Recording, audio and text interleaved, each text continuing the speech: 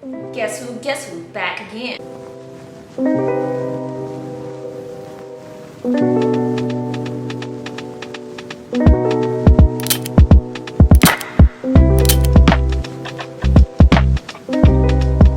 Hey guys, so it's Cheryl Pope and I am back again today. This is part 2 of basically the really real way of how to save money.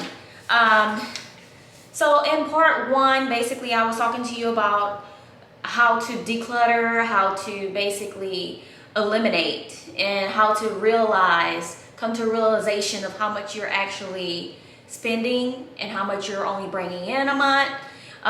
So everything, you were just laying everything out on the table, knowing what you need to organize and get going with, basically. So now we're going to come down to number 6. And number 6 is going to be talking about... Number 6 is going to be income and the hustle. How many hours you currently work? Do you get bonuses? Basically, you're structuring yourself now to see how you either go ask for a raise, if you can ask for a raise. You're trying to make more income coming in and taking less of your time, because the more time you have, the more you're able to do things. So if you're working an 8-hour job and then another part-time job of 4 hours, you're taking away a lot of your time. So if you can find a way to make more money or more income for less of your time, that's like a great route to go. And there are a lot of side hustles out there. There are a lot of businesses. So you got to figure out what's your niche. Are you good at maybe cooking? Maybe you can prepare meals. Maybe you could have light gatherings that's actually benefiting, where you could invite certain people, make it a great entertaining thing. Maybe you want to get... you could go into a restaurant and you could host one night that you're actually specializing with your menu items. Or maybe you could host with a small kitchen. It's just so many ideas that you could come up with. If you know how to cook, if you know how to bake, you might be able to even wholesale some of your goods to certain companies, and they'll be able to buy your items for a fraction of the price and resell them. And you can be into major little food chains that's local in your area, because that's something that they're offering that no one can get from anywhere else. So those things are really catchy. Maybe you're just really good at being a chef for certain Airbnbs. Also for, what else do we have? We also have where people like to have date night, especially right now, and they don't want to have to go out into the world and have to sit at a restaurant with numerous people. Maybe you go to their property, to their location, and do a private meal of catering. Or maybe you could just host one day that you're popping up at a location as a pop-up shop with a brick and mortar or a food truck, and you're catering your meals for that one day. Everything will have to be specialized basically through your finances on exactly how much you're spending, how much time you're taking up, who you'll need to help, and actually how much you'll be bringing back in as revenue. So those are some things on that. You may have a talent that nobody else is good at. Maybe you know how to play a musical instrument that you could teach people how to do. Maybe you have patience with children and you're able to teach children certain lessons, second languages, even adults second languages. They have programs online that actually people could sign up to, and they could teach people to log in, and you could learn a whole new language. Let me check this text message real quick. Okay. And they can learn a whole new language. Also, their skills. Some people just need to talk to people that they're not around every day and just need some advice. So if you're able to give advice on certain topics, maybe you had experience in life and you have overcome things, those are also, if you're helping someone, it also feels good in the inside, and it helps you create your niche. So the more experience you have, the better you're able to put that out there and let people know that you have experience with those items or situations. Or even if you are good at consulting, Maybe you have started up a business and you know the right route to go, or you know how to do a certain thing such as accounting, or you just have a great niche that you know how to tell people how to do, and you consult them on how to structure their personal startup as well. So those are just some small things. I mean, there's like so many things to do. Don't make excuses for yourself. That's all I say. And just think. It might not come right then and there, but just go out there and learn what other people are doing. There's so much stuff on the internet right now. Like, you could literally go to YouTube, type in side hustles, or you could type in earning extra money, and videos will come up telling you how to do stuff online. Like, there's no excuses. You could sew if you're talented with sewing. There are really great things. So like, my mom, she knows how to make really good sewing things. So like, she can make curtains, she can make baby blankets, and whenever there's a baby shower, she makes these real beautiful blankets that she actually go get the material and she customize what color lace is gonna go with it, and then she make like little pillows to go with it. So she buys the quilt material, but she's just putting the lace around it, and it's so beautiful. And maybe sometimes she'll put like the baby name, and those are really really talked about items at the baby shower. She don't sell them, but those are items that people would actually buy, and I always tell her that. And I remember growing up, my mom would make us clothes, and we would wear some of the clothes to school, and then the other parents would ask her, where did she get those items from? And my mom would be like, oh, I sew it.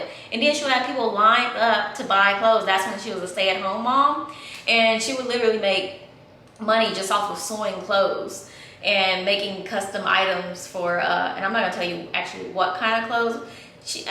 Okay, so crisscross was out, and people were wearing like backwards pants, and my mom would make like some of those pants as well.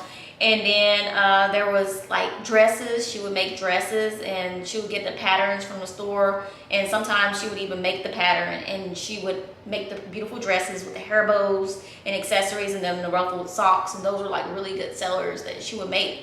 But she enjoyed more off of giving it as gifts, so that was just something that made her feel really good. Maybe you have a niche for landscaping or gardening, and you could teach people how to do those things. There's a lot of courses out there too that you could actually have people pay per month to learn those items from you right away. You might be good at creating and writing ebooks. You could do those things for people. There's another website that you could go to out there where you could actually do freelance work. You could answer telephones, you could take in calls, you could take in voicemails, and you could also do research for people on those websites and get paid.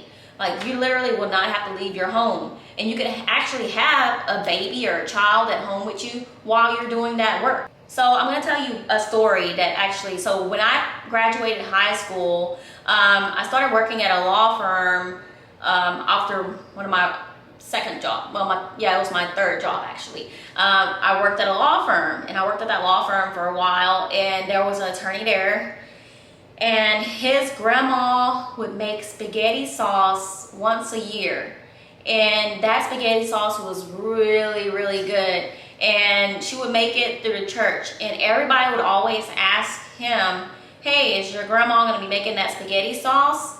And people will want to buy that spaghetti sauce. So maybe you have one item, or you know how to do something that could actually be just like a once a year item that you know people are going to rave about. Maybe you're good at just doing something that you can't use a lot of your time all the time, but you know that you can make those items and be prepared for that once a year item. Maybe you know how to make great decor for the holidays, and people buy those kind of items. There are a lot of people into those niche, and they have fall festivals, they have festivals and events that people go to, and then during those events or after the events, people come to look to buy things. So basically, you just have to find that opportunity, and the more free you are from debt, the more freedom you have. You're not tied down to debt that you have to pay all the time, and you can't do things. You always got to work. So just find a way to free up that debt, and you're going to have more opportunity to do things, and then you'll be able to find out who you actually are as well. Number 7 is making purchases. So now since you got rid of all the declutter, now you're going to be making purchases, you're going to be buying stuff. Don't just go back and stack back up on everything. You basically you gotta watch Hoarders. Have you ever watched the TV show Hoarders and you seen like these scenes, you're like, how do those people get that way? Oh my gosh, being in real estate too, I always be wondering, when I'm going to a house listing, what kind of house it's gonna be. And I have been in hoarder homes, and you just ask, what items are you gonna take or what you're gonna have. And I mean, there are situations that I have been in that been a hoarder home and it been bad. So I always just say, when you're gonna make purchases, before you make the purchase, ask yourself, is this an asset or a liability? An asset is gonna be a future benefit. Then if you have a liability, that is just something that you are liable for, something that you may regret, and it's gonna be a financial burden. I would say just ask yourself before you make those purchases. Don't go and make life decisions that's gonna ruin you for 5 years, or maybe even more. You don't want those, especially right now during these times as time only get harder. You don't wanna make those burdens on yourself, because your credit is everything. So I always just say, make sure it's gonna make you happy and it's not making everyone around you happy, or you think it's making everyone around you happy. I mean, I could care less what anyone think of me or what I have, what I drive. As long as it makes me happy on the inside, that's all that matters. So that's where I say, as long as you're okay with it, that's all that matters, because you're living your own life. You only got one life to live. Do it. So if you're going grocery shopping, there are clubs that offer these discount cards that you could buy these cards, membership cards, and you could actually put 2 people on the card. You can have someone from another household and yourself, and y'all could actually split that fee for that monthly membership, and you could buy items in bulk, such as grocery items. I usually tend to go to those kind of stores when I'm buying items that I know that I like to enjoy a lot, such as large items such as fruits and vegetables, frozen items. If I'm gonna buy cases of water, I go there. If I know I want drinks, I'm gonna get my drinks from there. And also they have discounts sometime on certain clothing and so forth. But I also get cleaning supply. I just get them in bulk. That way I don't have to always worry. Tissue paper, what else? Napkins, dishwasher tabs. I get all that usually from the warehouse. And I get everything and I just bring it back and I'm good for a long time. I don't have to always run to the store. If I'm running out of toilet, I don't have that problem. Everything is already stored in the pantry and I don't have to worry about it, because I don't want to have to run to the store like once a week and have to be restocking. That's just not something on my list and something that I enjoy. I don't like going to the store a lot. So this is another thing. When you're going grocery shopping, eat a light little meal before you go, and also have a list of what you're gonna get. That way you know you're making conscious decisions and you're not just gonna have that stuff sitting in your refrigerator or freezer and it's just gonna go bad and it's wasted money. Put your list together, and if you forgot something, it's okay. You can just pick it up when you're out again. But if you pick up some stuff that you know that's on that list, and those are things that you're gonna eat, then it'll remind you subconsciously, hey, I got this in here. Oh, I can make this. Oh, I'm making spaghetti because I already picked out the items for that. And you can plan your meals accordingly. I'm not saying, hey, Monday is gonna be spaghetti day, Tuesday is hamburgers, Wednesday is gonna be, salad, Thursday chicken. You don't have to do all that. You could actually just make basically your basics, your rice, your beans, however you do it, and just put everything together on that list. Buy the bulk necessity that you want, or buy however you feel that you're gonna need of it, and then you have everything. If you eat before you go to the grocery store, you'll basically stick to that list. You won't just be buying all kinds of stuff because you're like, it tastes good, or and then when you get home, you just eat a whole bunch of it, or it just be sitting there. Another thing too, when shopping, do your research. If you're gonna buy a large item, if you're buying a car, do your research first. Ask yourself, picture yourself, vision yourself. Are you gonna enjoy it? Is it gonna benefit you? If it does, then I mean, great. If you're happy with it, great. But do your research. Don't just go off of what a friend say, or what everybody say. Oh, you look good in it, or stuff like that. But you want to basically say, hey, I'm going to be making this decision. Is this decision the best decision for me? So if you're gonna be making purchases that's large, I tend to right now, I love luxury items, and I'll buy, or my honey will buy me luxury items such as a pair of shades, and know I will enjoy them. But he know my style, and he know that I like just the basic minimum. So like if I'm gonna have shades, he done brought me like some really cool shades that he know I'm gonna wear every day that matches with everything, because I'm pretty simple with that, but I like to glam up as well. But I like to keep stuff at a minimum. I don't like to just every time go buy this and that and it gotta be the same color as my outfit. No, I just want something the bare minimum, the solid colors that's just gonna go with everything. That's usually how I am, and I like to have certain signature pieces, but I also like to have basic pieces. It works well for me, and I'm able to mix and match and switch things out, and I don't have to just have all this pile of stuff that I'm never gonna use. Number 8 is basically gonna be saying own a bank account. If you're getting paid, don't be going to those check cashing places, paying those fees that's just going nowhere. If you're with a bank, you're establishing a relationship, they know your algorithm, and they know what you're capable of repaying, and giving you those offers for credit cards, giving you those offers for small personal loans. And also, if you're thinking about buying a car, if you go through your personal bank, they usually already know your credit profile and give you a really good deal. Sometimes the interest rate is really low. I had a situation where my husband and we decided to get another vehicle, and we had a very, very, very low interest rate. Like, I don't even know how the bank was making money, but it's just situations like that. And they pretty much know your algorithm, and we didn't have to provide any paperwork because they already knew what we were capable of repaying. So it's things like that. Perfect examples. You want to also tell your financial institution to remove overdraft banking. You don't want them to be taking from your savings account and putting that money into your regular checking when you're very short. So like, let's say overdraft protection usually charge between $25 and $35 per overdraft. So like, let's say you are down to $1 in your bank account, and you go buy a pizza for $10. Well, your overdraft fee on top of that $10 pizza that you owe the bank now, but you're gonna owe them $9 because you had $1 in your bank account. So you owe them $9 for your regular purchase because you only had $1. And then you also owe $25 to $35 for whatever your overdraft fee is. Now let's say you say, hey, with this pizza, I'm also gonna go buy some gas at the gas station, and the gas that you get is $20. So you charge that on your card. So then the bank is charging you $25 to $35 on that transaction as well. So now you have a total of $70 that you didn't already added up on fees for overdraft. That's just overdraft alone. That's not including the $20 gas. So you gotta count that on there. And then the $9 for the pizza as well. So those kind of things add up, and it'll just keep on adding up, and you don't want that to happen. If anything, tell your bank to turn off the overdraft protection. You could tell them you could tell your bank basically don't let anything go over on your card. You don't want any negatives on your card.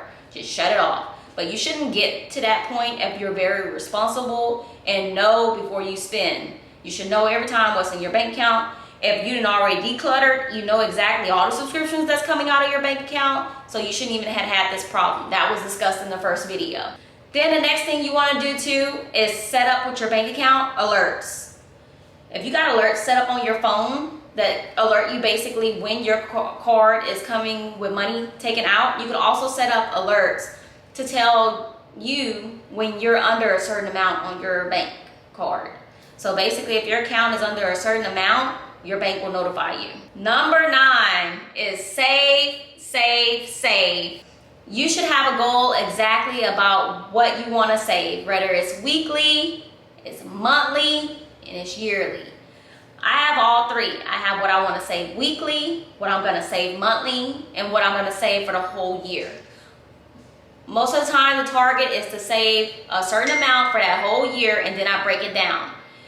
A lot of times I surprise myself and save a lot more because I have a lot of goals to where I want me and my husband to be, and goals that we didn't talked about, and I always try to outdo us and get us to those goals as fast as possible because things happen. And like this year we had coronavirus happen. I mean, we weren't planned for that. Me and him was actually planned to go to a whole bunch of different places and travel, but it's just like everything happened for a reason, and it made us get on our grind more, and it made us just do a lot of great things. So I mean, everything happened for a reason, and we're actually making a lot of our goals and hitting those points. Another thing you want to do too is set small goals for savings and delegate those in accounts. So like if you have a savings for travel, have that account set aside for your travel. If you have something like such as a big purchase that you're going to make, like a house, have an account set up for your house. Put money in there. Just always put money in there. But if you're buying a house too, you want to make sure that you're letting that bank know when they ask to see those bank statements. They want to know where that money is coming from. You can show them that it's coming from your main checking account, and it's not just money coming from your mattress, under your mattress. Mattress money is what they call it. You're not having those problems. When you do save and you get to a certain point, I'm not just saying save all the time. Reward yourself. If you get to a certain, basically a milestone on your savings, say, hey, I'm going to treat myself to this. Make it something nice, something that you wouldn't always do for yourself. I'm not saying go way out and splurge and just ball out. Basically, I'm just saying get something really nice for yourself or for your loved ones or for your family that you know your inner circle is going to enjoy. I would just say reward yourself every time you get to that savings point. You might see something really nice that you know, hey, I wouldn't always buy myself this. Gift it to yourself. It's a gift because you didn't got to that milestone. You didn't got to that point where you have saved. Reward yourself. When you reward yourself, it feels really good, and you know that you're doing a great job. So you always got to take out that time too to show your self-care. Number 10, and this is the final one, is plan. Plan ahead. You want to make sure that you plan ahead on everything if you can, and you also save a lot more money. So like if you're going out of town and you know you're about to book hotels, you're about to book travel, you could save ahead of time if you know that you're booking in advance. Also on rental cars, if you book in advance, you also can save money. Also, not just only that, you're able to have more time to do research and also be able to research, ask around, and get advice on having a new experience. If you're going out for a celebration and you know that it's really not necessary, it's okay to say no. That's perfectly fine. If you show up mostly all the time to other events and you're not basically at the point where you need to be, and you know you need to save that week, and you know that you cannot show up, you can still show up. I mean, you don't have to spend money, or you could just decline if you just can't. If you know it's just an event that you know you're going to be splurging on and you don't have that self-control, it's okay to say no. People will understand, especially if you're showing up all the time and you're giving that support system. Just let them know that you're not able to make it, basically, and that you will be looking forward to the next event. If you are going out to eat and you know that you really want to go out to eat and it's a celebration, consider yourself sharing a meal. It's a great intimate moment, and basically you're also able to enjoy yourself. You might order a sample platter and you're able to share items on that plate, or offer to get something cheaper on the meal, or have a budget on how much exactly on that menu you're going to spend to be able to enjoy yourself. I like cooking at home personally, and I like going out every now and then just to try different things, but I love my at-home cooking because I actually know what's in my food, and I just got a big pet peeve about eating out all the time. It's just, I feel like if you don't use it, you lose it, and I feel like I'm a good cook, so I like cooking. And it enjoys me to be able to cook. It's my relaxation. I like cooking. And every now and then going out to eat is okay. And it don't really bother me at all. So if I'm going out of town or something, then I like to actually enjoy a meal at a restaurant or go out somewhere. But if I'm in town and at home and I'm just my day-to-day activities, I like to actually cook a meal real quick because I know I'm going to be going out to go show properties, or I'm doing something with real estate, going by a rehab, or I'm going to go look at some vacant property to purchase, or going to go talk to someone. It's just always something with real estate, and I'm always on the go. And sometimes I also pack a lunch or some kind of light little snack to get me through over the day. And I'm also being conscious on what I'm putting in my body, because I mean, your health is your wealth, right? Health is wealth. Okay, so this is the bonus. Number 10, I already just told you. And the bonus is basically have an emergency fund. If you don't have an emergency fund, shish happens. A little bump in the road can basically end up to a major disaster, and you don't want that happening. If you have an emergency fund and you know that it covers certain things such as a car breaking down, if you need new tires unexpectedly, if you have to go to the ER, or if you just got to come up with some more money for certain reasons, always have that emergency fund, because your conscience is going to feel good when you go make those decisions in life on making purchases or going anywhere. Knowing you have that emergency fund, that cushion is actually going to help. It's going to help secure your household. It's going to help you feel good, and it's just great overall. So if you have that self-control, you're saving, you got that cushion, and you done eliminated all that debt, that's the way to really, really, really save.